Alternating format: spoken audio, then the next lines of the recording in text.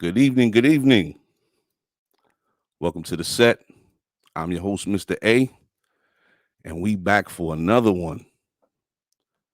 Let's wait till people start popping in the room. Let me turn off my fucking. I'm telling my people they gotta turn their phones down. My shit's ringing off. How's everybody doing today on Sunday? Oof. Can't believe it's gonna be Thanksgiving already. Feels like these days are flying. But I'm sure everybody's hyped for this year to come to an end. As shitty as it has been, we lost a lot of people. Being locked up in the crib is not really too conducive. Working at home, I guess everybody's kind of adjusting, which is great. Um, oh, salute, Mr. Rivera. I see you. Good evening. I hope you gonna stay to enjoy the show. Good to see you here. Thank you, sir.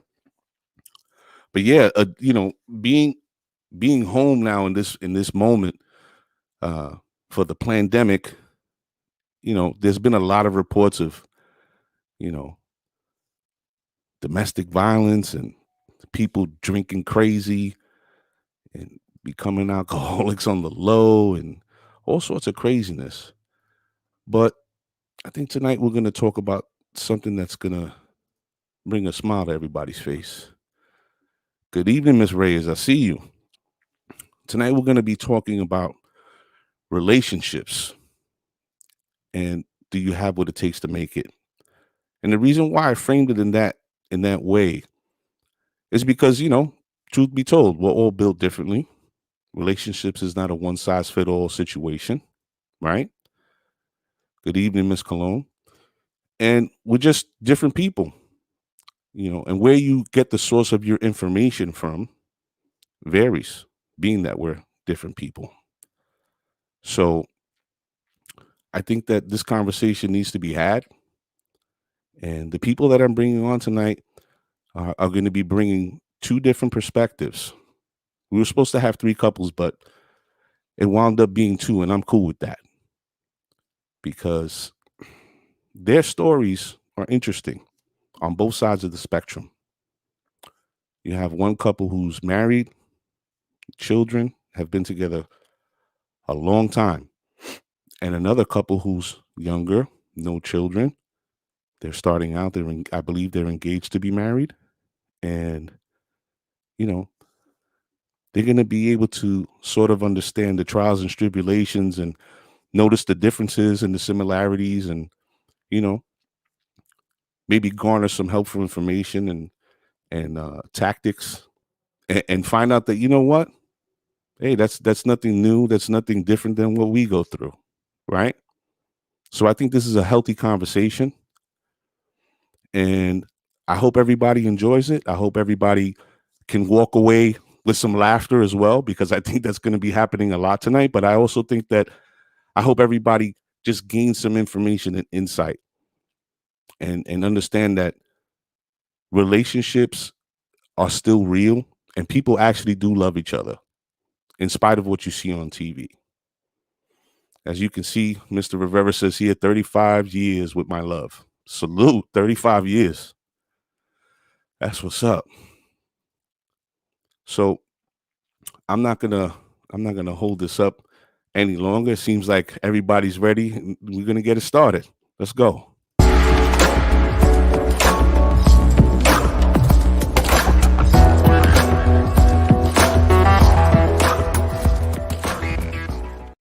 What up? What up?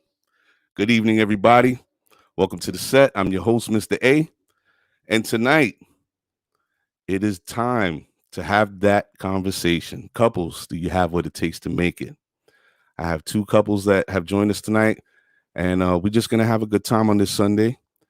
And yeah, I'm really looking forward to this. I think a lot of people need to hear what it's like to be with somebody in the later stages of a relationship and at the beginning stages.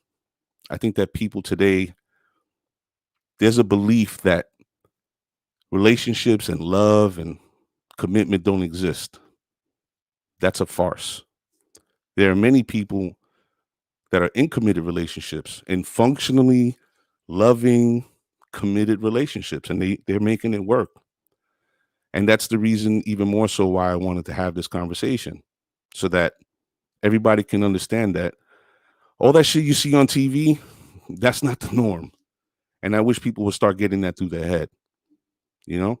So tonight, we have one couple that has been together for quite some time. They have 3 children, 1 set of twins, and a toddler. And that that toddler is busy, and she's about her business. And another couple, excuse me,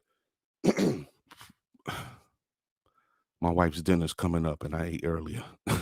The other couple's a younger couple. They're just starting out. They've been together maybe about 5 years. They have no children. They just got engaged. And we're going to have a conversation about what it's like, and the similarities, the differences, the pains, the heartaches, the struggles, and everything in between, and what it means to be committed to one another. So without further ado, I'll start bringing them in. So tonight, we're going to start with the veterans. Tonight, my 2 veterans are Jess and Javi. Now, as I said, Javi and Jess have been together for at least 15 years. They have a beautiful set of twins, and they have a little toddler. And these people, I admire their relationship a lot, for the simple fact that they've started out very early on. And every time you see them together, or I have seen them digitally or postings or whatever, they're a unit. And that's something to be commended and admired. Because again, like I said, not a lot of people are built like that. Not a lot of people want to, put in the work. So we're going to welcome Javi and Jess to the set. As soon as Javi sits down, there he goes. Oh, he knocked the light over, because that's what husbands do. We're constantly fucking shit up. Then our wives help us out of the mess. So the set welcomes Javi and Jess. What's up, you guys? Hi. What's going on? I'm so red right now, bro. It's all good. It's all good. How you guys doing tonight? Nervous. I'm good. No. You're good? Good. Calm your man down. So correct me on a few things. How long have you guys been together? Oh, they just froze up. How long have you? I'm sorry? Yeah. No, you good. How many years have you guys been together? No. You guys are good. Oh, no. We were messing around. No, you were Yeah. Trick question. Right. Well, pretty much we've known each other our whole lives. Let's start off there. Okay. So 35 years, that's how old we are. We've known each other for forever, pretty much. Okay. As far as relationship is concerned, we've been together since 2009. Mm-hmm. We got married 2011. We got married 2011. No, 2012. Don't fuck it up, nigga. Don't fuck it up. 2012. Okay.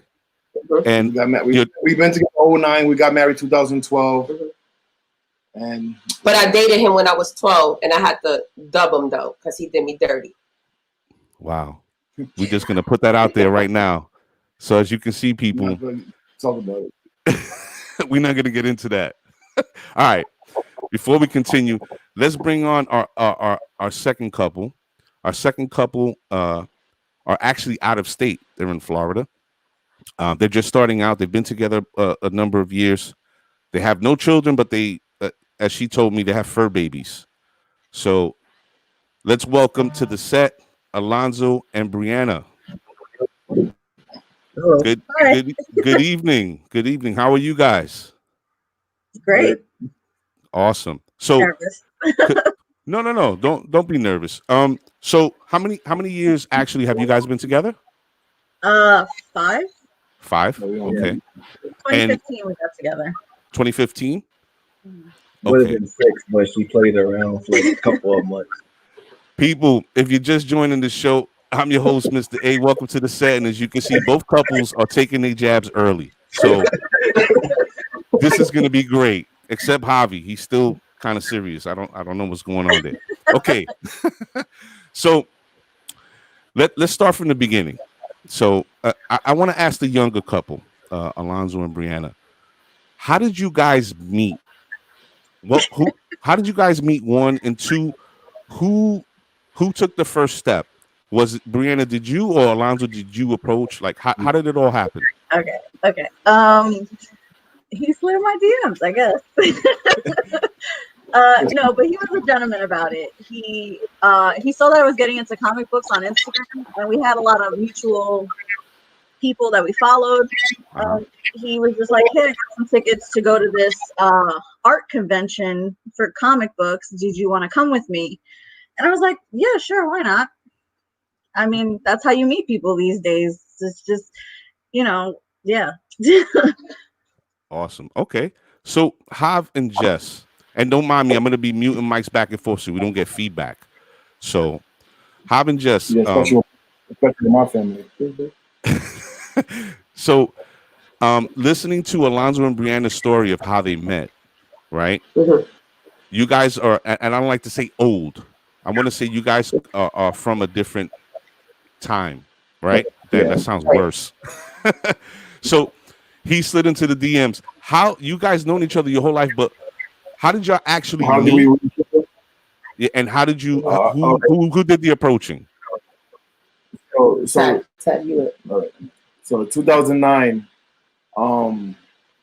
pretty much my family came down from Florida, and they came down for the weekend. And I literally saw Jessica. We lived in the same projects, pretty much. We lived in the same projects. So I was going out to eat one night with my family, and I saw her walking down the block. I'm like, oh shit! I always had a crush on Jessica since I was young. We went out.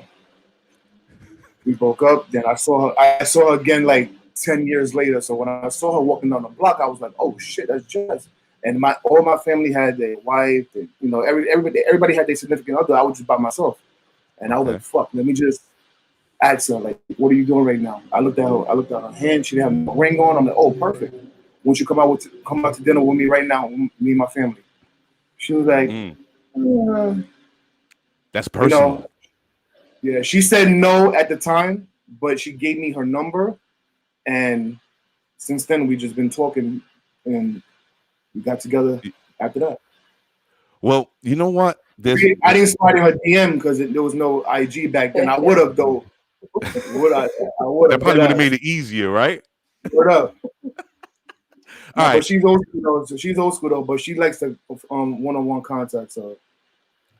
So before I unmute Alonzo and Brianna, what I've heard from both you guys is the man was the one, or the male, I'll say, the male in the situation was the one that approached, right? And I both get the sense that from Javi and from Alonzo that the approach was very respectable. It wasn't that, he was like, "Yo, what up, ma?" It was like a serious approach, right? correct. So let me ask Alonzo. Alonzo, so it seems from what Brianna has just said that you slid in her DMs, but you were very respectable. Where do you get this approach from? Is this something that you use for a specific person, or this is you through and through? You're not the type to be like, "Yo, mom, what's up? Yo, look at my abs," type shit, or where did you get your understanding of how to approach women? I guess is what I'm asking you. You have to stand out. Okay. That's what I learned. You have to stand out. You can't slide into talk to somebody, slide to anybody DM or try to message somebody and don't stand out. You're just going to annoy your meshes. That's it. You're just gonna move it. You know how many guys just probably sliding into the person DM? Yeah. Yeah. Okay. Hey, what's up? It's not gonna work. So I gotta ask Hav too. Hav, where did you get your example of or understanding of how you would approach a female? I'm not gonna say women because y'all been together pretty much forever, so we don't want to. Where did you get this understanding from? I pretty much, I was always the shy person, I don't know, I just the confidence in me, and plus I already knew her. So if she would have done me, I'm like, okay, I would have I would have done it again, you know. So, but I pretty much need to do it. Ah, oh, they got stuck. Damn it. Get Close it. it. Cool.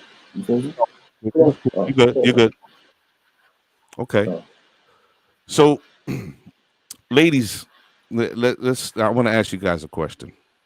So, Jess, you brought up an interesting point, and you said in the beginning that you had to cut Hive off, right? A lot of people after the first shot don't get a second, right? I know women especially, they're very Right. particular, right? So the second go round, what was it in you that changed your mind about what you thought or saw in Hav that made you give him that second look?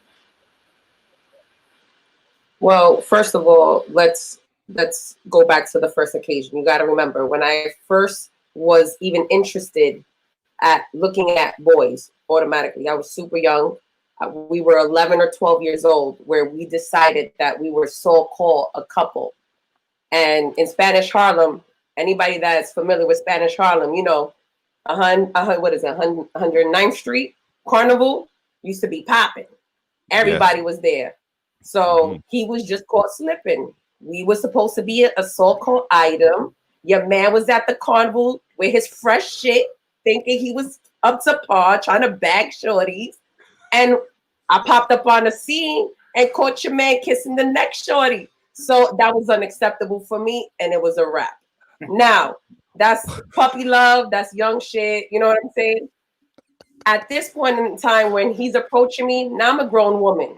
I can't fault him for something we did when we were 12 years old. You know what I'm saying? So again, you give him the opportunity, see if he comes correct. If he's down that same shit, then you know what? Eso está viejo, déjalo. You gotta leave him alone. It ain't worth it. But your man came correct. I gave him the opportunity and it was worth the shot. And no complaints since then. Well, wow, that was straight into the point. So, Hav, when she gave you that second look, did you understand? Like going in, did you understand? Like, yo, Jess is a woman now, right? You guys are in totally different places in your lives. So, in your heart of hearts, was it more of like, I just want to bag her because she's bad, or were you like, yo, like, We had a friendship first, so okay, when I met her again, I really didn't. We didn't even know we was gonna go out or even be together. So we just like I just wanted the friendship again. The friendship with her was great, you know. Before we even went out again, when I met her again, you know, and the friendship was good. I was DJing for my brother. She used to come with me to all my events. You know, she used to. One day when I knew this girl, when I knew this girl was gonna be with me for real, I told her she was in the beach with her mother. I called her, I'm like, yo, I'm about to do this party for my brother, and you know, whatever, and I'm going by myself. She like, work, give me an hour, I'll be there. I said, oh hell, nah, this is wifey, bro. She left the beach with her mother and all that. She came to we came to the block. She met me, she got dressed, took a shot, do all that right away, and we went to Jersey to go do the party. Right away, she was down. I'm like, damn, I wanted the friendship first, because you know we got to. If I had to be with her, I had to rekindle everything back up. right. And she knew she was already down for the cause. So I'm like, this is perfect. And after that, we kept on being with each other, phone calls 4 hours a night. She had to be at work at 7 o'clock in the morning. I had to be at work at 8, and the friendship was just there, you know. And I'm like, this is gonna be it. You know, I'm getting too old to start all over again, and this is it. You know. Wow. Now let me mute you guys real quick. I want to say this, and I hope everybody who's watching the show has absorbed what Javi just said completely. And that is that he and Jess were friends. And not only were they friends, his intention was to build up to the point of him and her having a relationship. So he missed the friendship. He understood what kind of woman she was and was like, yo, baby steps. Let me start here. Let me get her back in my corner as a friend, because she was a really good friend to me. and just hit him with the curvation ball and was like, no, I'm pulling up fully. Like, I want to see if you're pump faking or not. Because a woman who recognizes what she wants, she may just be like, let me see if you're really about this business. And if you pump fake, it's a dub for you. And as you can see, my man hit the 3, and they're still together and have children. But with that said about friendship, I want to ask my younger couple, how important do you believe friendship and getting to know somebody plays a part in how you picked each other as mates? How important is it? Yeah. How like I feel like that's the first thing, because I mean, yeah, it's really important, because if you can't even be friends with somebody, I'm a picky person, I feel like. If you can't even be friends with somebody, what's the point of starting anything kind of serious? At least that's what I think. yeah, Yeah, miss, we're friends for like 6 months. for 6 Probably. months? Yeah, probably longer than that. Would have been like 6 years, you know. We're friends for a long I time. was playing too many games, apparently. A woman, a young lady watching the show right now, Ms. Zenobia Mercado, says, friendship is so important. You have to like and love each other after all the stardust fades away. That's so true. Yeah. But I'm also glad to hear Alonzo saying that, it was 6 months, it would have been longer. Why would it have been longer, Alonzo? Oh, You mean shorter? shorter than that. Short. It would have been shorter than that. But I she liked was her since the first day I met her, because it was like an Ed Sheeran poster, and she was like, "I'm going to take this." And I was looking at for a friend just to go to cons with. I'm like, "Okay, cool." Came back around, she cut the Ed Sheeran poster off and brought took it home. I was like, "Oh." She told me what she was going to do. He came back and did it. but I but still like where that. was the poster? I still got that poster. No, but where Okay, he we said were you in cut New it York. down. Yeah. We were in New York, and you know how they put posters on the side of construction sites? Okay. It was one of those posters. It was an Ed Sheeran concert I just went to. I really wanted the poster. I said, watch, when we come back, I'm going to take that poster. So on our way back, I was like, watch my back real quick. I ripped it off, and I was like, let's go. Gotta go. New York shit. You can't do that in Florida. They send your Yeah. ass to jail. So apparently it would have been shorter if I wasn't playing games. But, Why? at Oh, least so Brianna was like, "Yo, you moving too quick. Like, I want to get to know you, type shit. Like, you ain't wifing me just yet, Alonzo." I guess so. I don't know actually.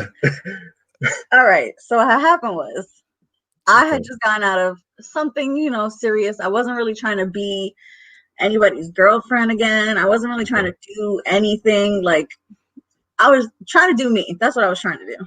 Okay. But he was persistent, and he was respectful about his persistence. So that I was like, all right. But it probably would have been real quick if I Oh, wasn't like, all right, I don't want to jump into anything right now. I don't want anything to be a rebound kind of thing. so even outside of those parameters that whatever you were dealing with at the time, and not necessarily looking for somebody, you just like Jess recognized uh what you wanted. Like, you saw something and you was like, "That's me." Right? You pretty much could tell from wherever you were standing. Like, yeah, I'm gonna lock this off. No, I couldn't. Honestly, I couldn't at first. I was like, like, all right, we friends, whatever. Like, I wasn't trying to do anything. I didn't kiss him for a really long time either. And, he was mad about it and stuff like that. But I was just like, I don't want to start anything because I'm not ready to. But again, he was very, very respectful about everything. And then, it was like a cat and mouse game. After a while, it was like, okay, I'm ready. And he was like, wait, but hold on real quick. Now I'm not ready. Oh, So yeah, it was a very Tom and Jerry kind of situation. okay. Yeah. Okay. All right. I'm gonna let me ask Haven just something. So I think listening to them and coupled with what you just said before, you guys both have given me you solidified what I've said early on in the show, that there are real people that are still in relationships that are functional and they work and they're committed and people are actually loving each other, right? So let's move on from that. I want to talk about now when things change, right? When problems come, as you can hear, the toddler's in the background. She's trying to be the star of the show. Um, how is it? How is it that you guys confront and deal with issues that arise, whether it be in the household or, just outside agitators or whatever the case may be? Are you guys? Do you guys sit together? Do you guys have a certain understanding of how you deal with certain problems, whether it be bills or people or whatever? Like, you guys found your groove after being so many years together? Oh, since day one, we've been talking about everything. So pretty much, if a situation comes up, we just nip it in the butt right away and we talk about it. You know? Ooh, sorry, guys. She trying to play the music. Yes, we have been extremely transparent with one another. But we also take notes that we need to play off of each other's strengths. So Right. if I'm not good at money management and he is, then that would be something that he would take over. But again, you have to understand your spouse to, because a lot of people fight over money. That's definitely not an issue here. You understand? Because you have to make sure that you trust your partner when it comes to finances. So if he's good at money management, by all means, do what you got to do, handle that.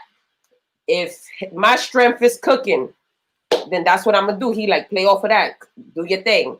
Because if not, we gonna be eating some garbage, and you ain't gonna be happy. So you gotta play off your partner's strengths, pretty much. Mm. Now, And everything doesn't stay as the same, because what our strengths were at the beginning of our relationship has definitely changed from where we are now. So the same roles we used to play are not the same roles we play now. Yeah, because in the beginning, I didn't know how to cook. 15 years later, your boy's not in the kitchen now. So what are you saying? Now, you know? Iron Chef over here. You see You this? know it. But You but that's took a long way, baby. see that's something that I want to speak to. I think that people, especially the younger generation, and I hate to, I don't want to put anybody in a box, but I just think that people have a misconception or understanding of what it really takes to make relationships work, and that it doesn't necessarily have to be, oh, I always got the upper hand on this one. That's you understand? There's people in relationships that are not relationships. As the author who came on the show, Al King, says, they're not in relationships, they're in situations, right? You guys recognize that at the foundation is about the love you have for each other, right? And everything from there builds outward, right? Javi didn't used to cook before. Now, dude has found that passion in himself. Like, yo, I want to chef it up, one, because I want to eat good and feed my lady. But now I got my family. I want us all to be good. And you make those efforts because of, again, the foundation is the love for each other and everything after that. So, Hav, now that you are in this position, right? Do you find that the people around you, like your circle of boys, I would say, do you think that they're in the same sort of situations, or in their relationships, do they function in that same way? Do you keep people that have your mindset around you, or I think them hanging around me makes them change their mind about being around, their lady, okay? because I play softball all the time, and people see me and my wife all the time. But first of all, me and my wife play softball, Mhm. and we go to the field all the time, and people don't even think she's my wife, because we're not lovey-dovey, kissy all the time with each other. Right. And people like, yo, and they're like, yo, you have a wife, you play softball, she let you go out, you do this, you guys are great with each other. And I'm like, I don't know, it's just the chemistry we have. I Right. don't understand. It's just the friendship that we built up first. I feel like I'm an Right. old soul, but it's like my mom and papa, they was never lovey-dovey. They used to, go at each other, but I think we're good. Right. So It sounds like um you guys built a relationship from the ground up in a friendship, yeah. right? And I think that really speaks to the importance of having that, because until you get to know somebody, you don't really want to know if you want to spend that much, time with them and be in a relationship. That's, Mhm. unless you're Yeah. friends, right? Mhm. All right, let me get to my guys over here. So I see that both couples have a mutual foundation. You guys both were approached like gentlemen, very respectful. You guys were both friends first. So now you guys are living together. And Yeah. Alonzo, how did you approach Brianna in the moment, or was it like, how did that all work out that you understood that you wanted to be together in a domestic situation where you're actually living together and have to smell each other's farts and things like that? Like, how did you get to that point? He does. He said he doesn't I remember. don't even remember. You don't Maybe I can answer, I guess. So I was the one who decided, like, hey, let's go to. Well, I said that's always been my thing. I always wanted to live in Florida. Okay. At the time, I thought that's what I wanted. So, but I needed to experience it. I needed to get out of my parents' house. I needed to just. I'm fiercely independent. Okay. So I was like, well, look, like, let's move. There's nothing tying us here. We don't have kids. We don't have anything that we have to stay for. And I think it's both independence that we really need to experience. So I moved to Florida 3 years ago. First by myself. No, maybe 4 years now. Oh geez. 4 years ago, Some time a ago. long time ago. There you go. And we were still very new in our relationship. So I guess this was also really a test to kind of see if this is going to work. Okay. Long distance, the fact that we have very different personalities. It was just a lot of things that it could have definitely failed. But I told him, I'll come out here. I'm gonna set us up. I lived with my uncle for a little while, and then I got an apartment, and then I sent for him, kind of thing. Time out. Hold your thought, Brianna. Okay. Alonzo, Yeah, is that true? Is what she's saying true? yeah. She Oh. got me out the hood. Okay. Does she tell you that? Does she tell you? No. I ran you out the hood, nigga. Don't you ever forget it. I gave you a life. All right, wait, hold on. Let me be serious for a second here. So it sounds like you guys were apart physically for some time, right? So Brianna moves to Florida. You're still in New York, Alonzo? It wasn't like a year, so it wasn't that long. No, but I'm just saying, like, you Yeah. guys were Yeah. apart, right? Yeah. Okay. So how sick were you when she was gone? It would bother me. That's why I made it like a choice around holidays to go see our families and stuff still. Okay. Like I still use the routine, Christmas and Thanksgiving, Okay. even though it was a 2-hour ride, Yeah. and she wasn't there. Still made an effort. All right, but you're not answering my question. How sick were you? How much did you miss this woman when she left? Because again, A lot. it sounds like you guys were like, pretty much inseparable. So she leaves. How did it feel? Was it a weight on your shoulders? Was it stressing you? Were you like, yo, I It was understand. stressful, but when I got home, the first thing I did was on FaceTime with her till I fell asleep. So it wasn't that hard because I just came home from work and just started stalking her. I waited till she got off work. Okay. So it bothered me, but it bothered me as much. It bothered me when I went to go see her family. The reminder, like she's not here. Yeah. Okay. But it seems like everything worked out because you brought him to Florida. Is that the story you telling? You brought him to Florida? Yeah.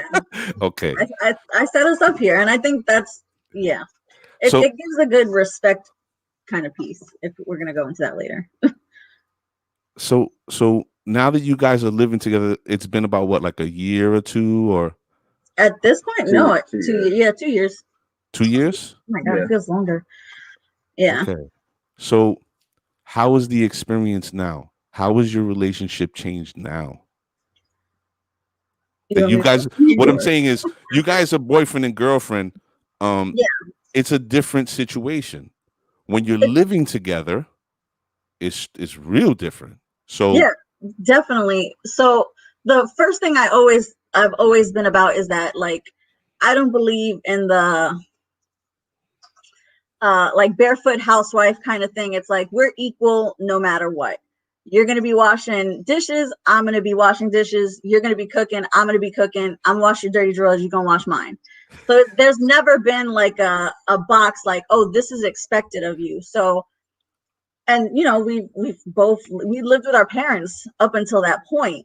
So to kind of have that respect too of like, yo, I'm not your mom. I'm not going to be cleaning up after you. And the same thing with him, like, not to sound rude or anything. No, it's real. It's real. And the same thing with him. The thing is, he's very quiet.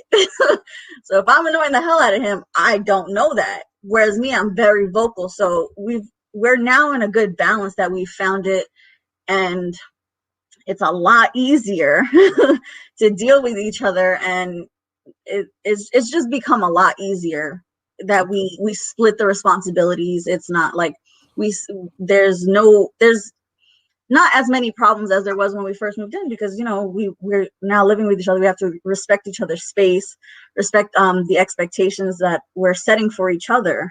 It's very new. Yeah, it's very new. This is the first time he's the first person I've ever lived with that wasn't family, and same thing for him. Wow. So it was just a new experience for both of us. So kind of was there a lot of arguments in the beginning? Yes. Hold on. Hold that thought. Alonzo, she be nagging you?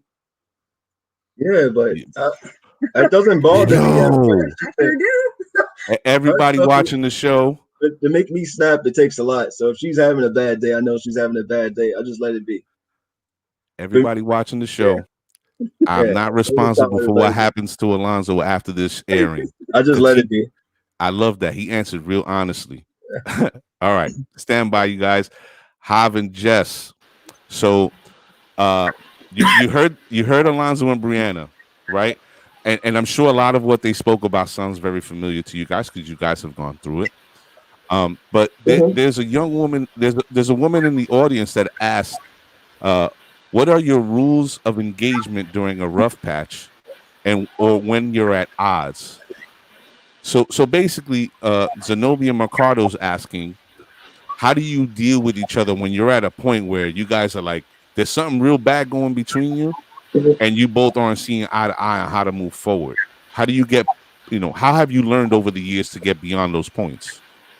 I'm gonna start? All right, so I'll start off. So,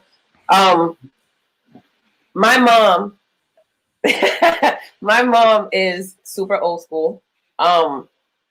And prior relationships that I have had, she basically had to tell me and also explain, because you have addressed a certain situation or any altercation that you have had with your previous spouses and you've addressed it a certain way, doesn't necessarily mean that your new spouse is going to accept the way that you handle that situation, because now you're dealing with a whole new person.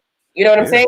So I needed to learn how to adapt to the individual I was dealing with so that he understood what my boundaries were and what I was really trying to get at and what ticked me off. But because, again, like you said, trial and error is what builds how you understand your spouse, is how you say, okay, I'm used to handling it like this.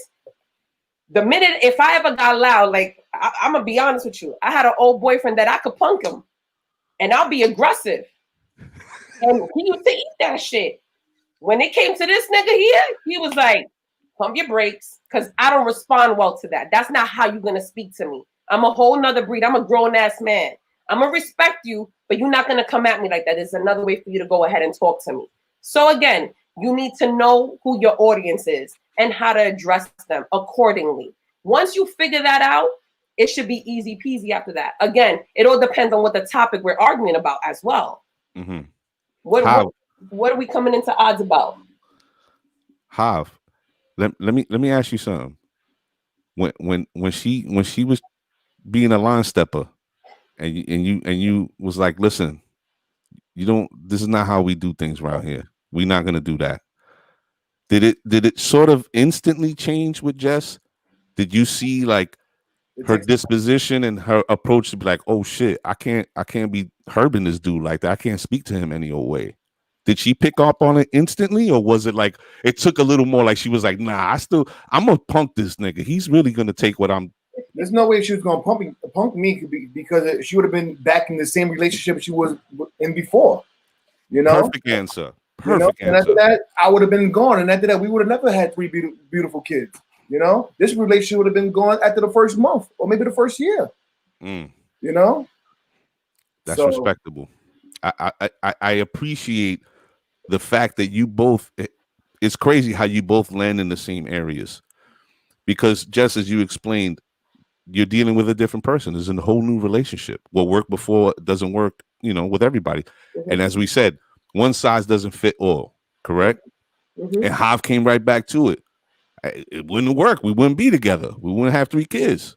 Shit just would not work out. But you know how would you say it? She's in a little box because she's used to one way, so she has to break it open, unpeel it little by little. You know, it's not. It's not going to happen overnight. You know, it's going to take time. You know, but eventually it works. So a little patience, a little understanding. You know, maybe a little like, yo, chill the fuck out. You know what I'm saying? You know. Do you, since you guys have been together for a long time and have children, Hav, do you receive and understand when your wife is counseling you for the better? Oh, do you receive her messages? Oh yeah, definitely.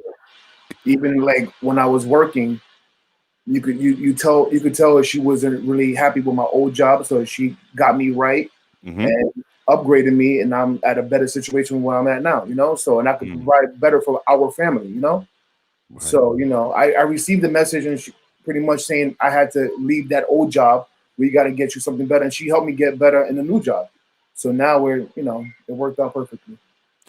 Teamwork make the dream work. I like that. And it seems like you guys, you're in a great place. You found your rhythm. We're gonna jump right into the children. So now you guys, how long is it before you get together and you're in your relationship till you have your first children? 2 years. 10, 11. Yeah. In 2011, we was together. We got together in 2009. We were together for a whole year, pretty much. Then we had kids the second year. Then we got married the following year. So we were together 1 year, had kids the second year, got married the third year. Hav was not fucking around. Salute to you, brother. No, I mean that in a funny way, but I also mean that in a serious way because I wasn't letting her go. You know what? Say it again. Wait, I wasn't letting her go at all.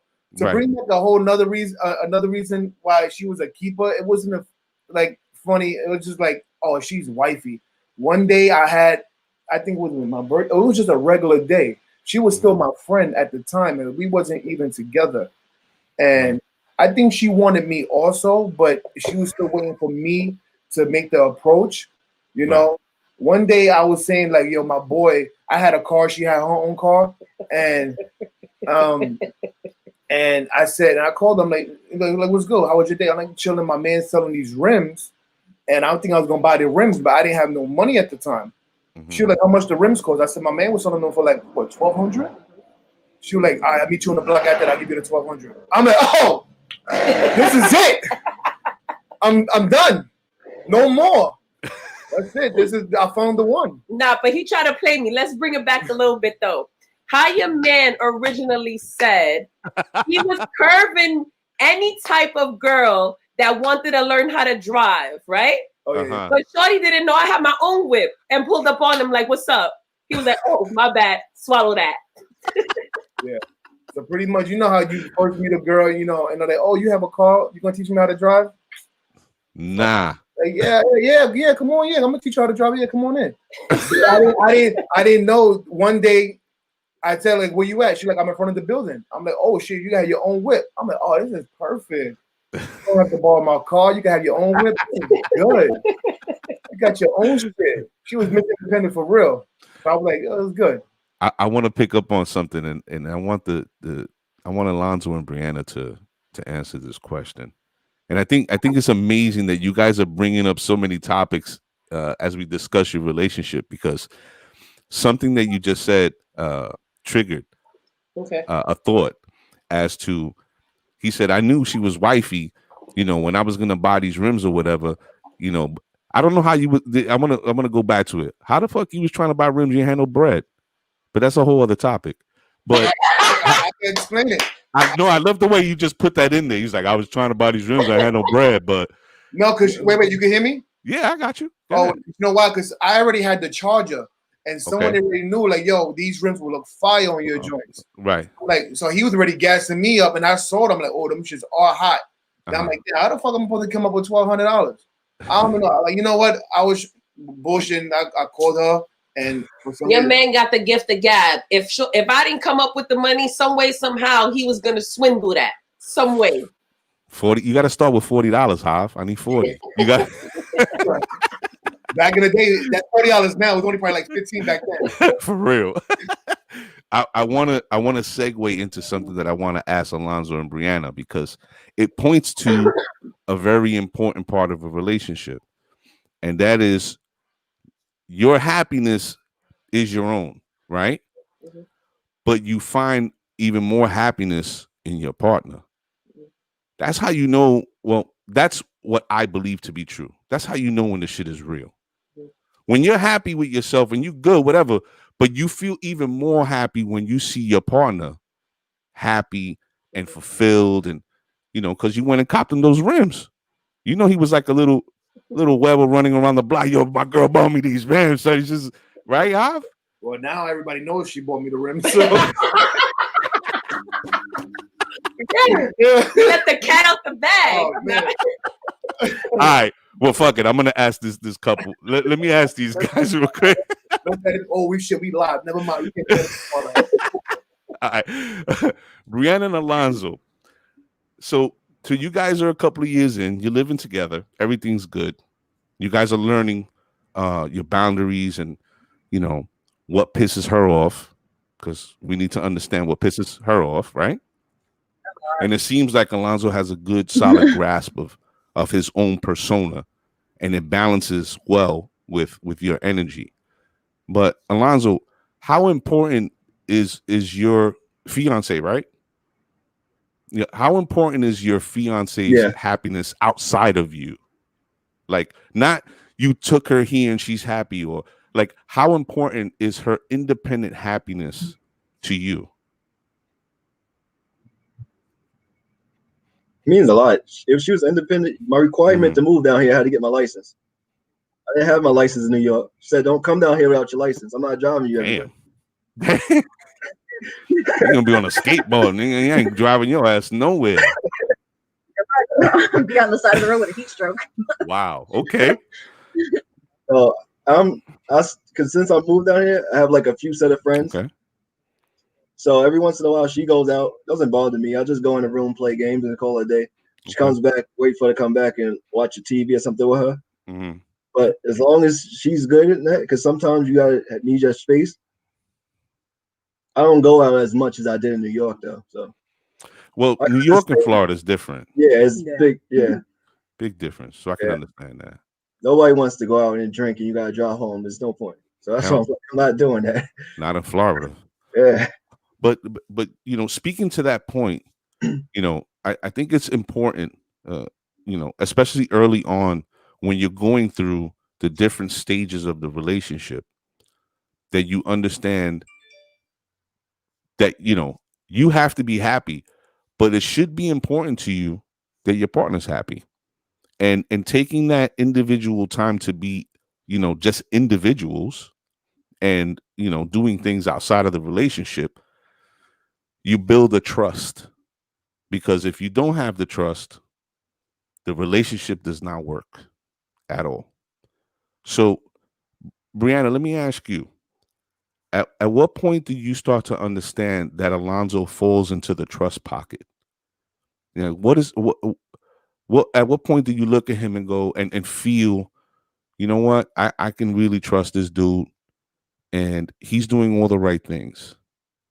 I guess when I can introduce him into, like, when I introduced him into like my family and the way that my family works and the dynamic of it, and he took it like a champ. My family is not the easiest to deal with. They'll just keep talking, and even if they offend you, First of all, he met my grandmother. She called him Orlando for the longest time. His name is Alonzo.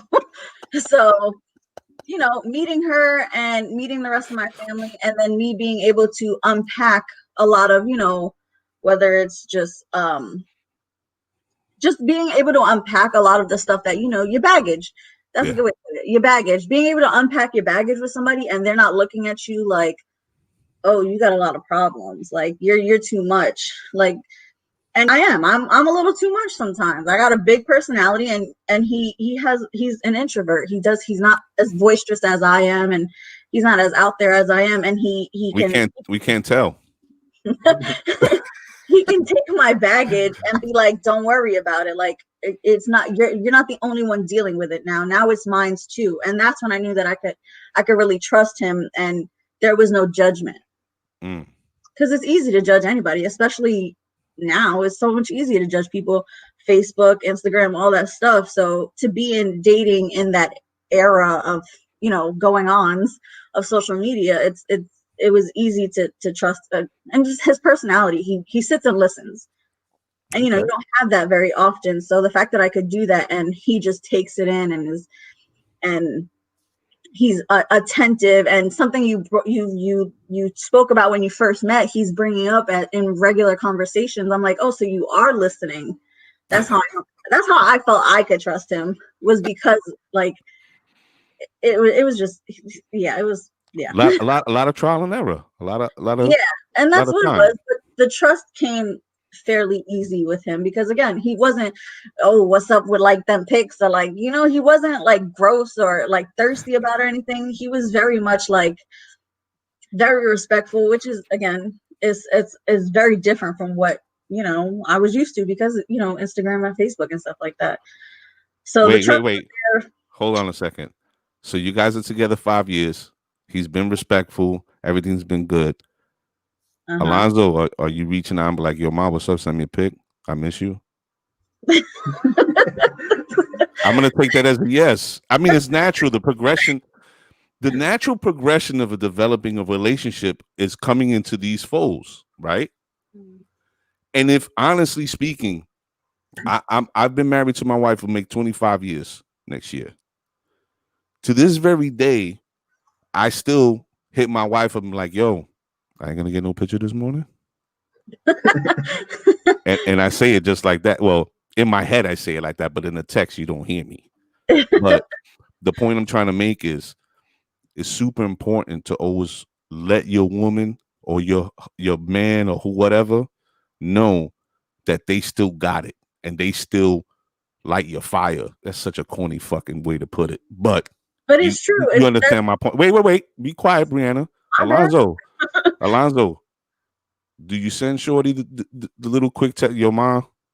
You know, I don't do that. I don't do that as much, but I recently started because it was a big thing of me not compliment as much as I should.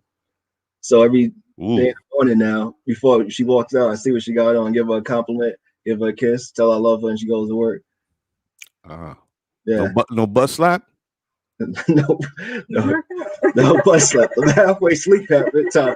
I'm waking up. I'm putting you on mute. Stand by. Yo, Justin Hav. This is a cultural thing. I just sent her a picture the other day. I ain't no skinny motherfucker, so I had to angle like a female, and I had like a fake six pack. So I sent it to her. I'm like, yo, this shit right here. They said, yo, if I really work out, this shit will look crazy. You gotta watch out in the summertime, because if I really work out, it's gonna be crazy out there in the summer, you know? It was so you guys have been together, you have kids, right? You guys have 3 kids now, right? Mm-hmm. Okay, let me jump in here. Correct. If you're just joining the show, I'm your host, Mr. A. This is the set. Tonight we have Jess and Hav, Alonzo and Brianna, and the subject is couples. Do you have what it takes to make it? We're speaking to Jess and Hav, who have been together about 15 years, and they have children. Not only do they have children, but they have small children. They have young children, full of energy, full of life, and that can sometimes cause a little bit of an issue. Segueing from the topic that I was leading off with, speaking to Alonzo, how do you guys wait? Not even how. I'm sorry. Let me rephrase that. That was going left. How is it important? Let me ask Hav. How is important? How important is it to you that you make sure that you still show wifey or your wife, yo, we going out. The kids are going with grandma, and we going out here, or we going away for the weekend, or whatever the case may be. How important is that to you? It's very important to me. Okay. But for my mother-in-law, you need to call her ass 1 week in advance, because if you try to drop them off, bro, she said no, get the fuck out of here. They will stay with you for the night. But nah, she's the best woman ever, though. You know, even before my mother passed away too, she would love to stay with the girls. If I want to take Jess out for the night or whatever, Joanna be like, yes, you guys need a break. Bring them over. Please bring them over. But she doesn't like the last second thing. But I would give my mother-in-law like a couple of next Friday. I want to go do something with Jess, so I got to give my mother-in-law a heads up. Like, yo, we want to go out. She's like, I got to see what the fuck I'm doing first. Let me check my schedule. You know, but she won't let no one else watch the kids regardless, no matter what. But that's her thing. But me and Jess, we go out probably once a month. We try again. Playing back to what Alonzo was saying, you know, they moved out to Florida and they still try to stay their own individual self. Even though you are in a union, you still have to stay yourself. One thing I could say about Javi is he does allow me to be me. So if I tell him, hey, I'm about to link up with the girls, you all right? We cool? Like, it's not even that I'm checking with him, because I don't ever want it to feel that a woman needs to feel like I need to get the okay from my man. No, it's not even that. It's just a mutual understanding. You are a grown-ass man. I'm a grown-ass woman. We had separate lives prior to us being a union. So I'm not going to dub my friends because now I got a new boo. Nah, that's corny. It doesn't allow me to still be me. Right. So he always, from day one, he'd be like, yo, if you're going to go chill, go chill. You have to stay as an individual in order for you to branch out, see what's good for you. You know what's right and what's wrong for you. So I appreciate that they still, even though they moved into a different area where he has to, like, you know, adjust to what chilling is now, because it's not New York, but you still chill. That is a big key. Right. Dating, you always got to date your spouse. Yep. Regardless of how long you've been together, all the time. Dating should never, ever stop. That's number one.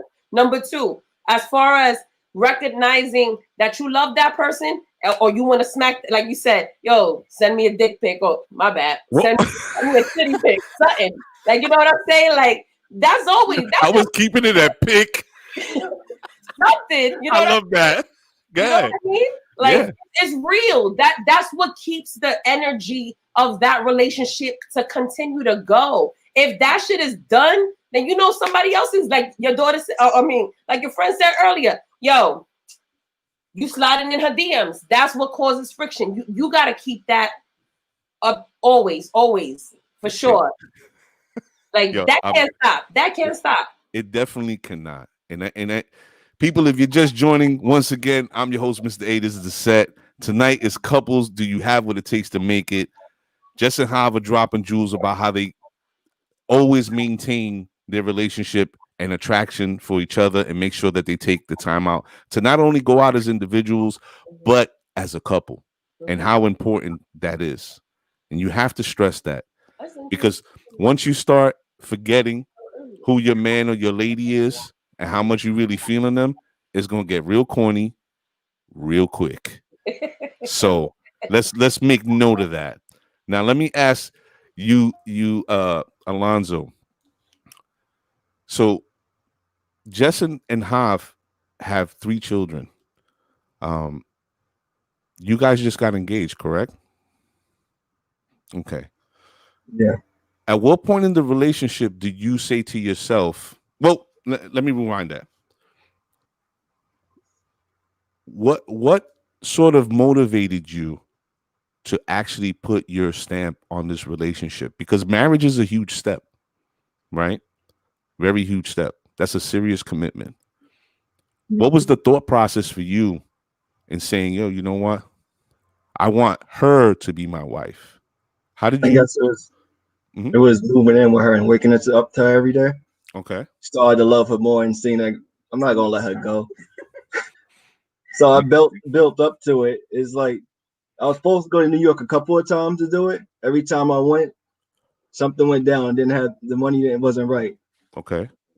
So I had to go over Felsen route. I FaceTimed her father, asked him for a hand in marriage and everything like that, the right way. We Mm-hmm. went around her birthday. I think we went away to a treehouse. Mm. During that whole weekend, I just told her how I felt about her every day while we was there. Then the last day, I proposed to her. Mm. But I built up to it. But it's the fact is that every day while I was living with her, I seen something else that I loved about her. I was like, I'm not gonna let this go. I'm not messing this up. I love this girl. Mm. So I'm not gonna waste the time. I told her in the past, if we hit 5 years, I was gonna propose. I don't remember saying that, but I probably did. Did he say that, Brianna? Did he say that? Yes. Okay. Okay. Yes, he did. She And knows the record.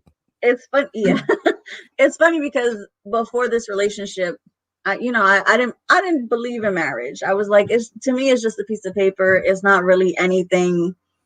It's like an agreement, like a business arrangement. That's why I was like, what's the point of it? Like, I didn't want to have kids. I wanted to be like an auntie, you know what I mean? Just kind of doing whatever I want to do. And then, like I said, he was persistent and respectful, and he took my baggage on in a way nobody else could. So that's how I was like, all right, I'm ready. It takes a lot to get under my skin. That's what it is. And I just be burrowing my way in there. Do you? You know what? I can appreciate this because at the very least, the ladies are being super honest about who they are. And I think it's important that we understand that. It's okay to be honest about who you are. Because if you could be honest and that person doesn't run away from you, it's the real deal. Because people get in relationships and they like the thought of or the look of the relationship, right? I don't know. But when the real shit or that person's real whole aura and is out on the table, motherfuckers run, then it's not worth any bit of energy. You have to be there, good, bad, or indifferent. Sunny days, storms, all that. That's what really makes the relationship. But Alonzo, in that moment, did you have any doubts? No. For the first time in my life, I didn't have any doubts. With my ex, I was with her for like 3 years. I didn't see myself marrying the person Wow. at all. Yeah, it was a grandmother asked me all the time, just, oh, when are y'all doing this? Mm. Yeah, Wow. yeah. Well, it sounds like you guys have the makings of something solid. You guys are living together for a couple of years now. You're engaged. What do you see or would like to see in the future? Outside of this whole Corona, COVID, or whatever the F is going on right now. Do you have any future plans, or do you think about the future? Yes. Okay. I'm a future planner. Sorry. Do you want to say what you? Oh, traveling. We were supposed to travel this year and COVID. Okay. Yeah. So traveling is on the board. Yes, that was one of my first things when I decided to, like, this is somebody I want to be with. This is somebody I want to start my life with, whether it's having a home or anything like that. That was my one rule for having kids, because he has a lot of siblings. I only got one. So I was like, if you want to have kids, like, I don't want us to, like, have kids and then, not that your life stops, but now you have this hold on you, this kind of, you can't just pick up and go whenever you want to go. That's sounds better. You can't just pick up and Yeah, go. Things have to be that's arranged. what I meant. Sorry if I offended anybody. No. But that was my one thing. I was like, we can have kids, we could do the whole thing, but I want us to be able to say that we've done things outside of, having kids. I want us to be able to say we did this, this, and that before we get married and all that stuff. Obviously, COVID stopped it, but long-term dreams right now, I want to move to North Carolina. I want us to set up a home. Baby fever. I'm not having fun with it. Okay. But you Okay. know, it's becoming a little bit more of a thing every day. Not even Wow, because every day. Okay. yeah, and not even because he proposed, because even before that, like I said, I wasn't looking to whatever. Mm. But now my dream is to pretty much have a house and a place that we can go to, and it have all the things that we need. That's my next big plan.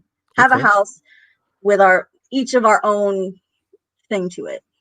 I can't say it Mm. eloquently, sorry. No. It's you guys um understand, like, however it comes out, it comes out. You know, I can appreciate the honesty, and that's most important. I think, when you guys speak your truth, that it is just that. It's the truth from who you are, right? Mhm. Because people are going to be able to relate to that. I mean, there's a is that a gentleman? I'm gonna say a Janae Baker that's in the audience. He said, "Nigga, why you keep trying to violate? Let his love for his woman be his love." That might have been to a previous comment. Yeah, that probably was. I don't know, but whatever. All right, let me ask Hav and Jess. Um, Hav specifically, because I think that your experience in this on this topic right now will sort of, I don't know, help Alonzo and what the future may hold for him. So as the father in the family, when you guys are gonna do things or you want to make plans or whatever, how how how is it dealing with the children, Hav? Like how is it more difficult now that you have, the girls to move and do things? Do you find more enjoyment in saying, "Hey, you know what? I got this game. Come on, Jess, and bring the girls, and we're all gonna hang out at the park." You know, how do you balance those things for yourself?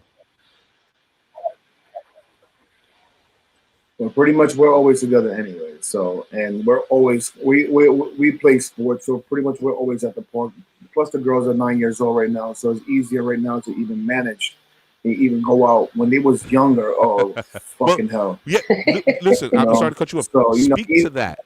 Like, you guys have twins, correct? Okay. Speak to, like, the early parts of yeah. when the twins were born. How was life then?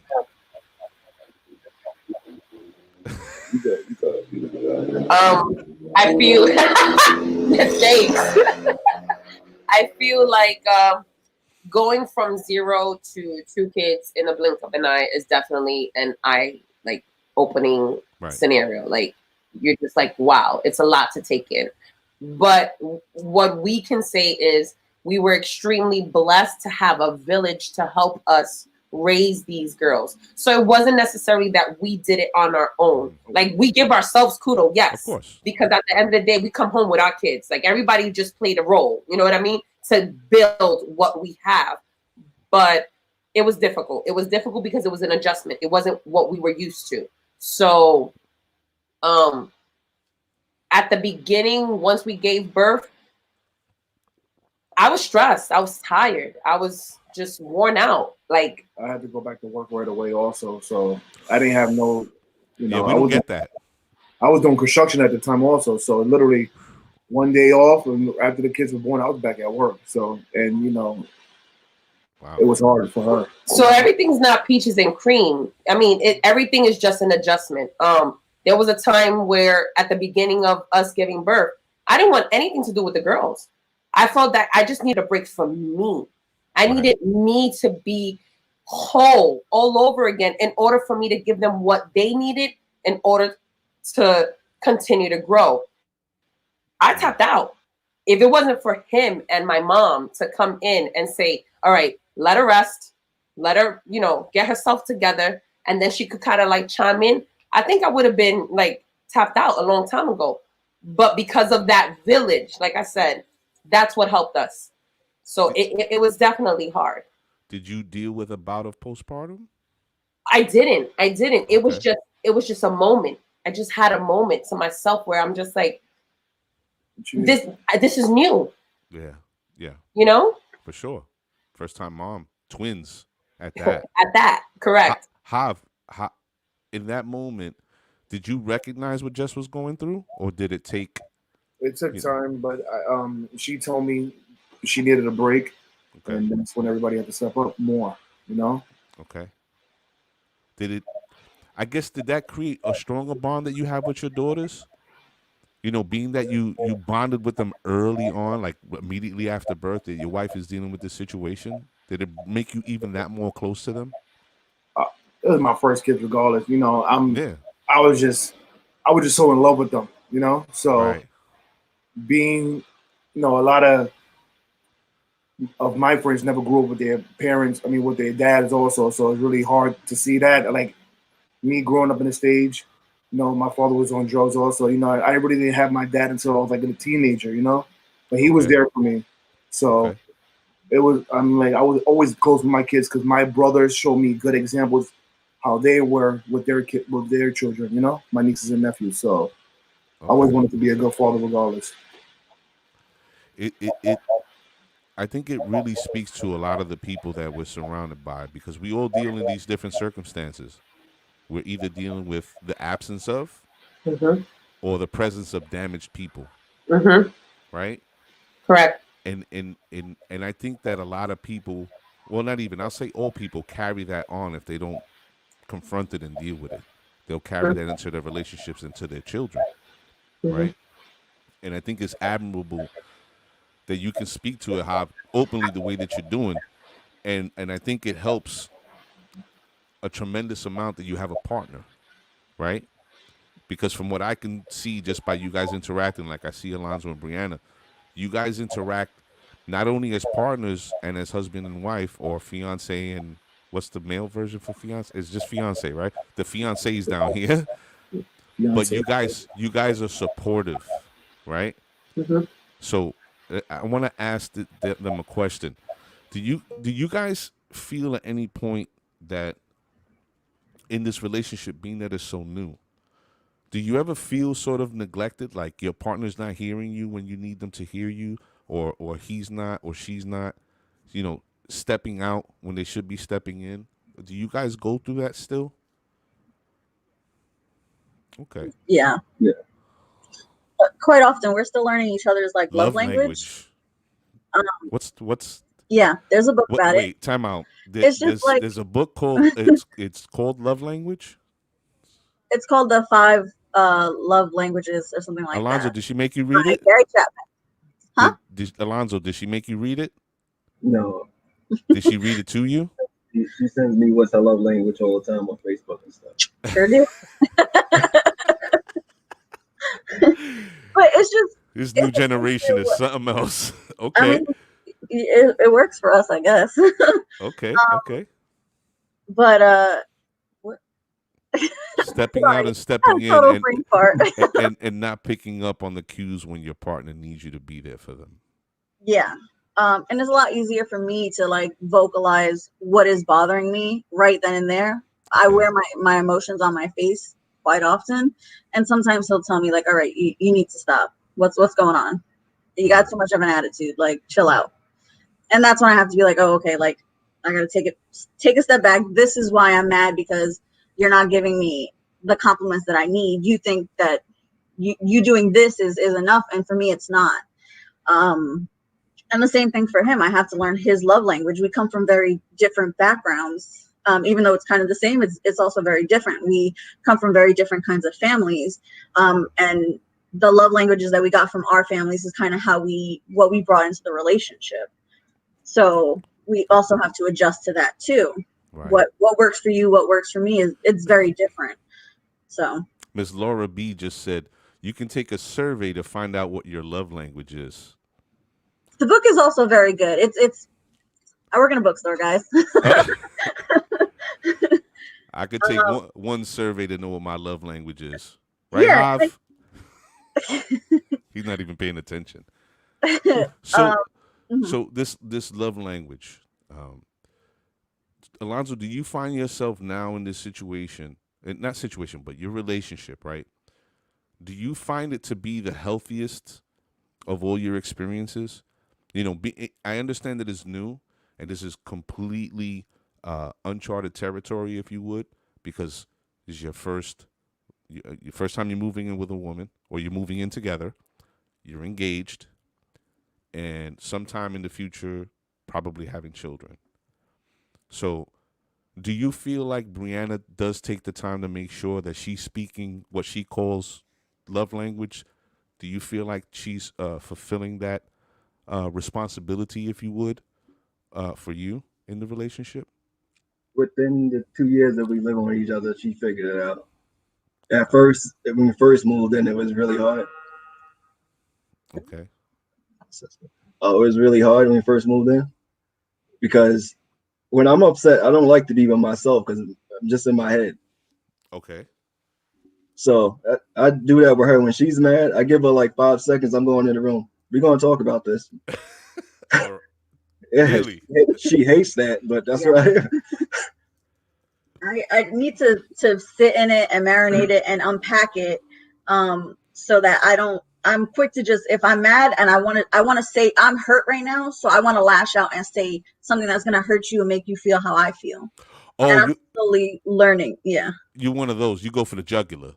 Yeah. Oh. Unfortunately, but I'm learning to reel it back and what I kind of explain to him sometimes is, yeah, we're arguing. And yeah, if I feel like I right now it's a stupid argument, I can come to you and give you your love language of not letting you be alone while you're mad.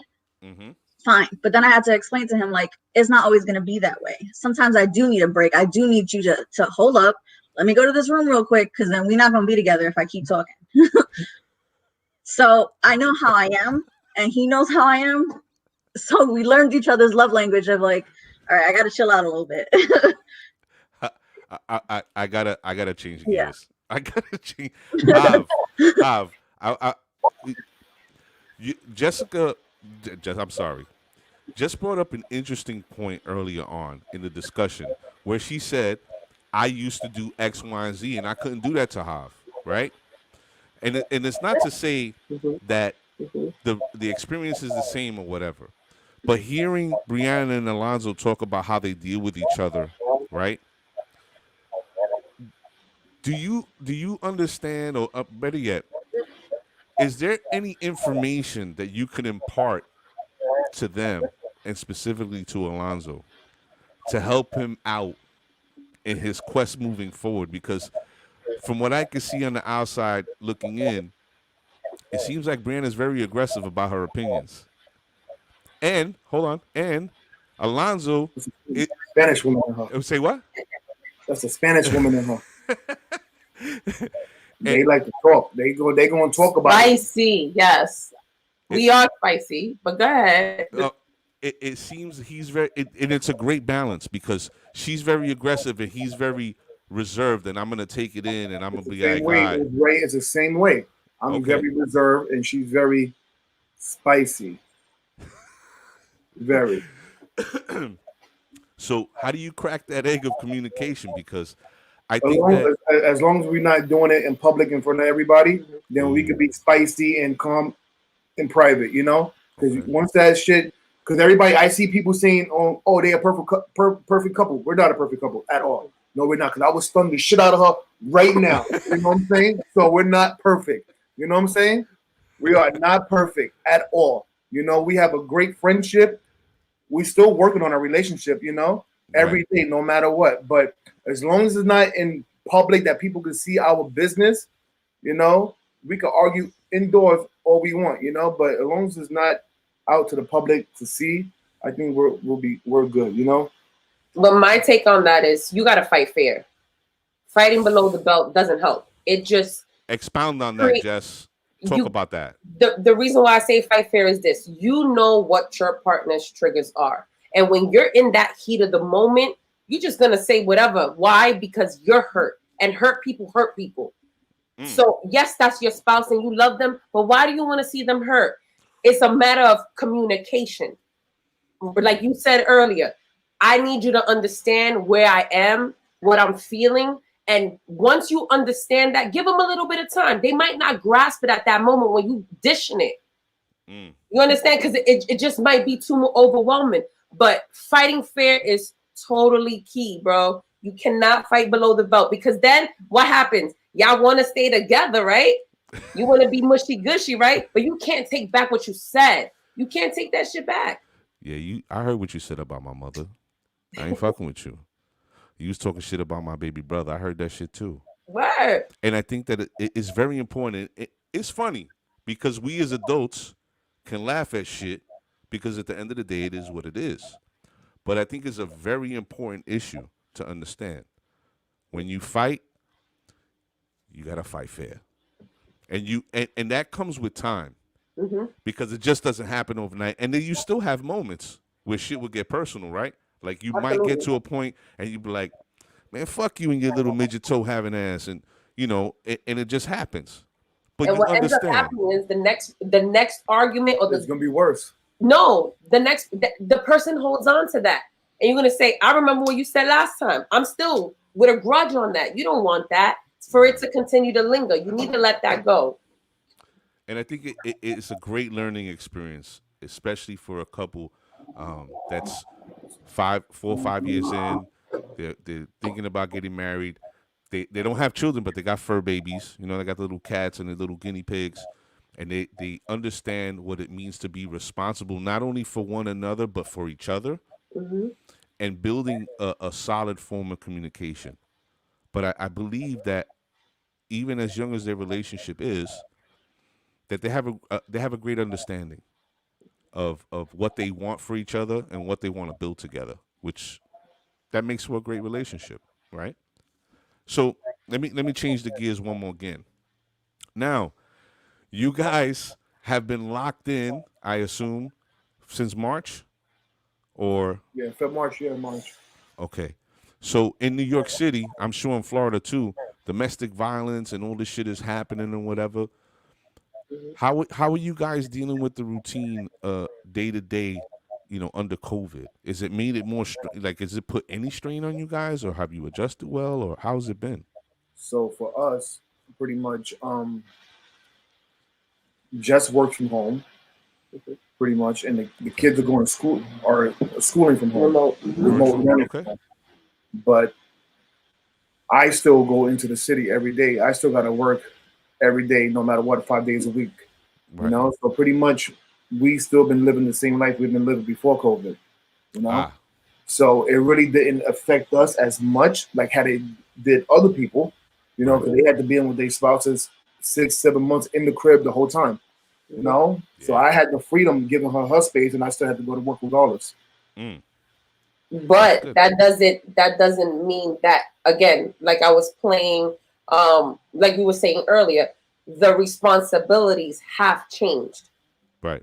It has not stayed the same. So with me staying home, yes, it has saved me money with transportation. It allows me to spend more time with the kids, but it also has built the responsibility of still having to cook. So in the same 8 hour span of my work day, I'm wearing many hats. I am still mom. I'm slash teacher slash cook slash daycare. You understand what I'm saying? So Yeah. it becomes a challenge. So Mhm. my quarantine has been a challenge and an adjustment. Yes. Yes. have if the shoe was on the other foot and Jess was going to work and you had to work from home, We going to grandma's house. Fuck that. they lively the girls, ain't The they? funny thing is, I won't even suggest going to grandma's house. She'll probably call me. You better bring my granddaughters over here, because I already know I could manage it. I could do it, Right. but I don't have the heart of a woman. You know, she's built for this. You know, she's very old school. She's built for this. Mhm. You know, nobody's like this. But she's built for that. You know, she's very old school, and you know, I could handle it. I could manage it, uh, but It's a lot. I give it's a lot. It's a lot. Just handle it very well. Well, I'm glad that she approached it from that perspective because I know that the other Alonzo and Brianna, I get the vibe, not so much from Alonzo because he's very reserved, but from Brianna, she's all about that women's empowerment and we could do anything type uh, move or approach. So I'm gonna ask But her. I want to ask both of them actually, but Brianna, how in this point you guys are working from home or you're not working from home? No, we still You guys have been no okay. quarantine for us. We've been So working. your Yeah. lives pretty much haven't been altered by COVID that at all, pretty much, right? Ah, Nope. Nope. uh, We have to take okay. precautions at work, but that's about it. I picked up on the point that just really wanted to stress the fact that she's wearing a lot of hats. Like it's not just a walk in the park. So I think that do you understand the sort of responsibilities that will be coming your way in the future if you do have children, Alonzo? Oh, it's 50-50. Oh, it's It's 50. 50, it's 50, Okay. our relationship is 50-50. The guys laugh at me and everything when I tell them that. It's like, oh yeah, it's 50-50. We do Okay. everything 50-50. If she I know she needs something, I can feel that she needs something, she don't gotta tell me, I just send it to her. That's just how I am. It's Okay. 50-50 though. So the kids part, I'll help take care of the kids when we have kids. If she needs a break, we switch it up. It doesn't really bother me. I don't I grew up with a bunch of siblings. I'm the oldest of 5, so Wow. You're the oldest of 5? yeah. Wow. How was you were like father hen or rooster? Yeah, the Whatever. oldest Yeah. You was the one looking after your younger siblings type? and the oldest grandson, so I was watching my cousins too. So Wow. All righty then. So Brianna, at this point, as you stated, the COVID hasn't really affected you guys. You guys are both out in the street and in the world working every day. So there's no sort of change to the routine, right? Does he feed the pets? Yes. He's very good about taking care of the cats. The guinea pigs are all mine because, yeah, they're all mine. C- Um, Okay. Cause you but can't yeah, if you can't feed the animals, you yeah, know. no, yeah, he takes care of the cats just the right amount that I need.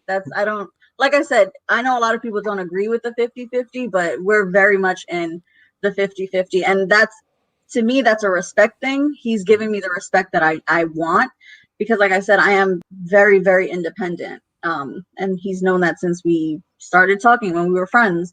So the fact that he doesn't feed the guinea pigs, 100% okay. Now, if one day I'm like, dude, I just got home, I just cooked, can you feed the cats? That might become something, but it's never really anything crazy. I wholeheartedly believe in the 50-50 because to me, that's a mutual respect. We're now having an even playing field. Right. It's not like I'm not overworked because I work retail. That takes a lot out of you. He works Oof.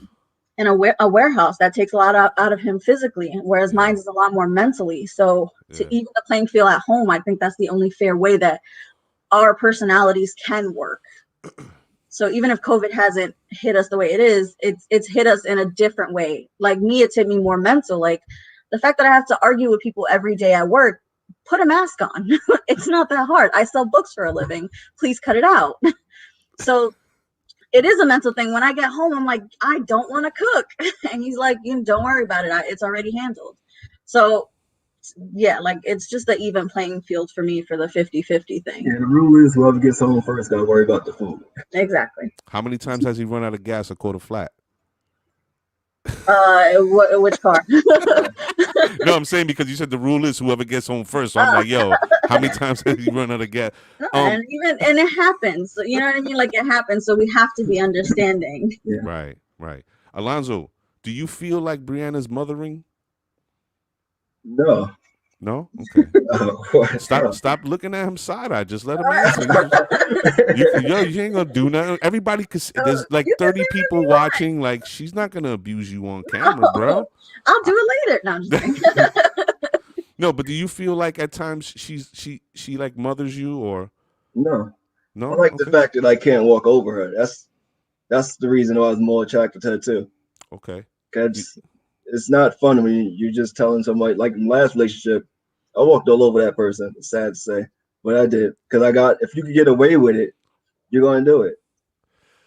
Yeah. wow. I'm the person. I don't like me being in control all the time at all.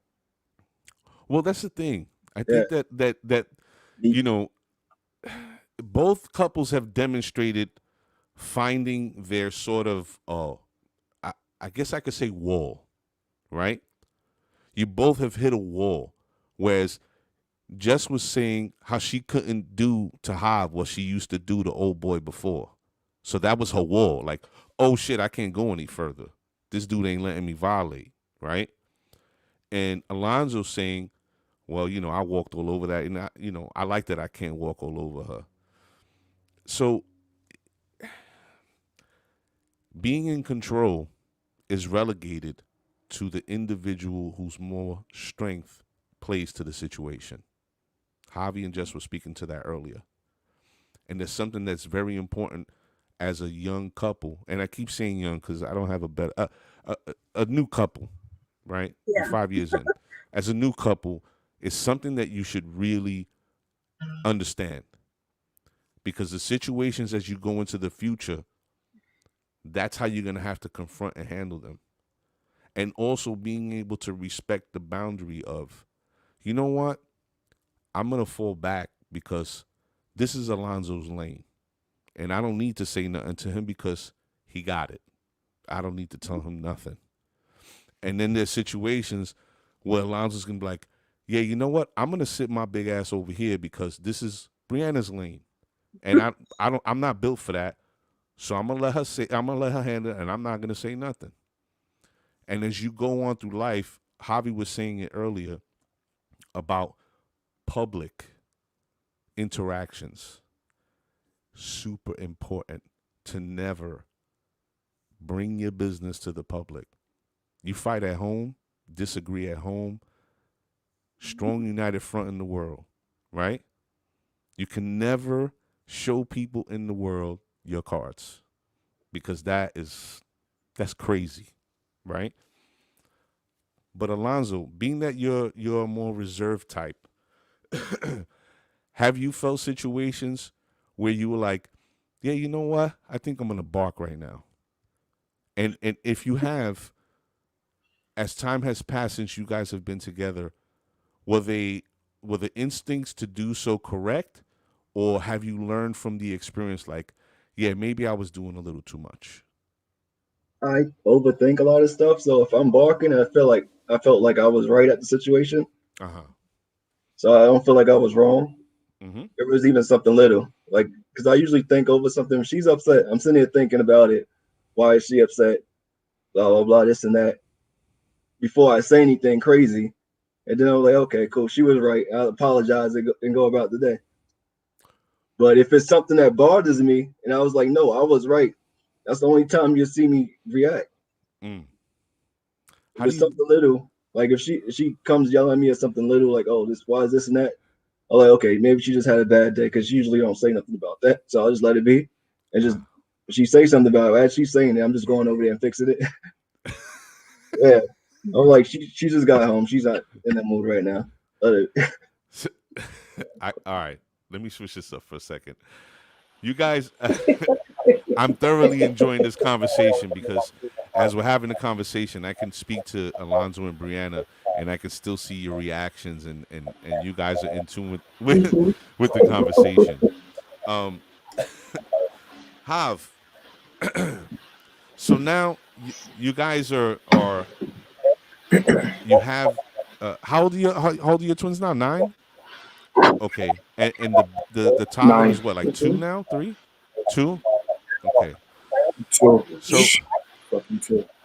now that you're at this point as a father of 3 children and a wife, what are the near future items that, outside of COVID, of course, that you want to approach and deal with and take on for your family? Like, what are some of the things that you want for your family in the future? So right now we're on the verge of buying a home. Okay. So that's the main goal right now. The number one goal. I don't think there's nothing else out there but the goal is to buy the house. You Okay. know, we lost like 3 houses because of this great how do you call it, like this The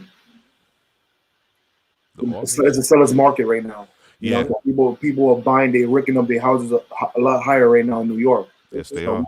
we try to buy a home, and they just keep on bumping up the prices right now because of this COVID and people's moving out.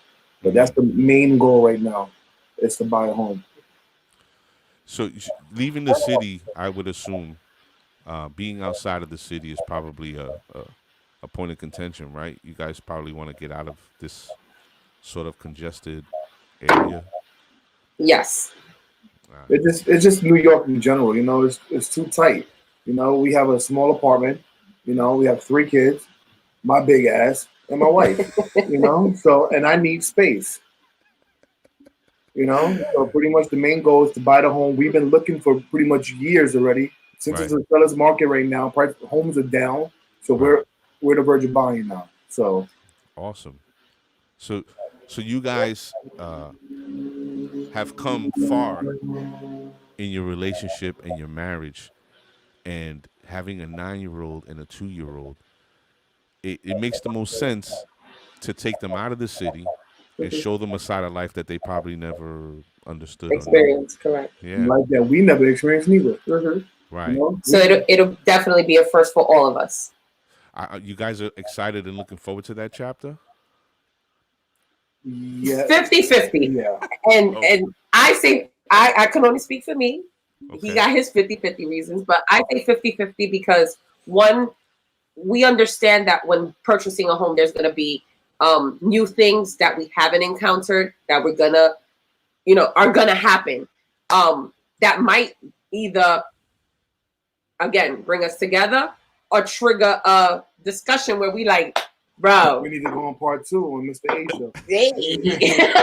You know, Yes, sir. you know but definitely, again, like I was saying earlier, responsibilities will have to shift once again as we purchase the home, Mm-hmm. and sacrifice, a lot of sacrifice is going to be made. We want to move out of the city, but Hav's job is in the city, so one of the sacrifices he would be making is having to travel back and forth. So Right. one of our deals were to make sure that, okay, it's not a strenuous travel for him, because that would wear and tear him. And I don't need that. I don't No, want him to come back home, worn out. man. There's a lot that's said in that statement, brother, and I'm hoping that you're cherishing all the angles, Hav, oh yeah, I got. because, dude, I I've traveled 2 hours every day for the last 20 some years Wow. of commuting, right, to work. And I think that the position that you guys are in right now, especially with the girls at the age that they're all and the age that's approaching, Hmm. 11, 12, 13 years old, brother, those are like really, those are tough years, because that's when the glasses come off and they start to see people and understand what the world is really, that innocence is lifted, so to speak, right? Right. It's that junior high school vibe. They around all those raggedy ass dudes. I call them raggedy because they raggedy. Hmm. Hmm. And then you have to have discussions with them, but life changes for them. So I think it's really important that you guys find your way, and God willing, the Most High is going to bring the best for both of you and your children, your family overall. So when Thank your you. time comes, it's going to come, right? And as you can see, my younger couple here, I'm really excited to see what unfolds at some point, for both of you, because, of course, this just isn't one show. This show is going to have a couple of installments, right? because there's so much more to talk about. There's Hmm. we've just scraped the surface, so to speak, Correct. right? Right. So there will be a part 2, 3, and 4. Mm. Will we be bringing people back and bringing other people on? And I definitely want to see, as time goes forward, the changes that come about, Hmm. if any, and other subjects that we can talk about openly, especially when it comes to uh, Alonzo being so quiet and why he's so reserved, and maybe him coming out of his shell a little bit more. But I That's think why I that, got rid of the girls because I didn't know what we was going to be talking about. I said, "Y'all got to get up out of here, man." You know? well, I'm gonna unmute their mic. We're gonna get a little feedback, but I just wanted to say that that you guys are in drastically different places in a sense, Hmm. right? But very, very familiar territory Yeah. overall, Hmm. right? And I think that is super important. Not only that we had this discussion, but that everybody brought their real, true experiences to the table. Mhm. I think Alonzo and Brianna, you guys have a very bright future ahead of you because it seems like you've taken all the right steps to sort of set the foundation of your relationship. Right? You started out as friends, very respectful. The trust is there. You understand your love language, and it's in step with Hav and Jess's experience and where they are now and how they treat each other. It just sort of rings true across the board. If you start out at a certain place, you can end up, as long as you're both committed to the work, that you can end up years later still being in love, still having, a great relationship, having children and furthering your goals, but ultimately still together, Yeah. right? And I think that's a beautiful thing, especially for people who are some years apart in age. Oh No, yeah. yeah. I Because, don't think Alonzo is shy though. That's the whole point. I think because he it's the same way with me and Jessica. Jessica's very spicy, and I'm very calm. Pretty much, I Yeah. put her down to a level that because if we're both spicy, we won't be together at all. We'll just be back and forth all day. Pretty much, I think Alonzo and I calm them down. Because they need that in their lives. You know, but we Definitely. don't. We don't have. They don't have that because you guys are in Florida. You know, she needs me to calm her down a little bit, because if we're going back and forth with each other, it's going to be two fire. people talking on each other, You The want to return is good. we Say that. gotta sleep in the same bed if we in an argument. Nobody sleeping in the living room. You can be mad on the opposite side of the bed. It seems like Pop is not a confrontational type of dude. He doesn't like confrontation.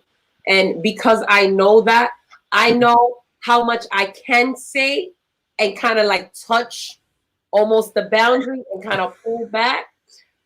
But as long as I'm understood and moving forward, he understands, all right, we've been here, done that, and we could move forward and continue to grow. If that's not an understanding there and he still don't get it, oh, then mama's going all the way in. Yep. But thank God it hasn't got to that. It hasn't got to that. And I'm super appreciative that, that he definitely he catches my drift. I was like, yo, who the hell is that banging on the door? She was knocking on He wood. knocking on wood. I got, Knock on wood. yeah. Knock on wood. Well, all right. Well, in that vein and on that note, we're gonna end the show. But before we do, um, I want to say most of all that I appreciate both of you guys, both couples coming on the show. I appreciate the fact that you guys were brutally fucking honest about how shit is between y'all. I'm also appreciative of how you can fully understand the commitment and the bond and the love that you guys are sharing together. And I hope the audience can understand that overall, the shit that they see on TV and the shit that they read on the internet about relationships is the furthest thing from the truth. You people clearly demonstrate that we still function. We still can be committed to each other and not be on that bullshit of having side chicks, and that's not normal. That's this new bullshit that these people want to be on. There's still real people that are really in love and still have great lives together.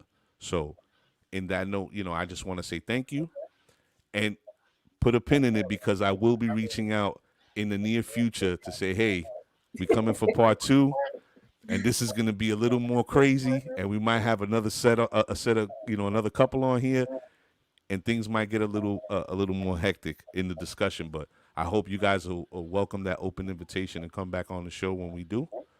And Absolutely. yeah, Just enjoy. just not on Sunday night. We listen to the game. I thought I was the only one in my phone. Right? Yeah, grimy. We'll work out the schedule, but we will make it happen. They throwing shots. What? It's all right. I could appreciate that. I respect it. But again, Thank you so much for coming on the show. I appreciate you guys, and I will be speaking to you guys in the near future. Thank you for having us. It was a blast. Of course. Enjoy yourselves. Woo. Wow. Wow, wow, wow. Man, I hope everybody enjoyed the show. Stay tucked in the queue. I'm coming back to y'all. I hope everybody enjoyed the show. I can't even express how appreciative I am of people who actually, take the time and give me their time to come and tell their truth and just give a piece of themselves. It says a lot. It says a whole lot, and I appreciate that. But I hope everybody enjoyed it.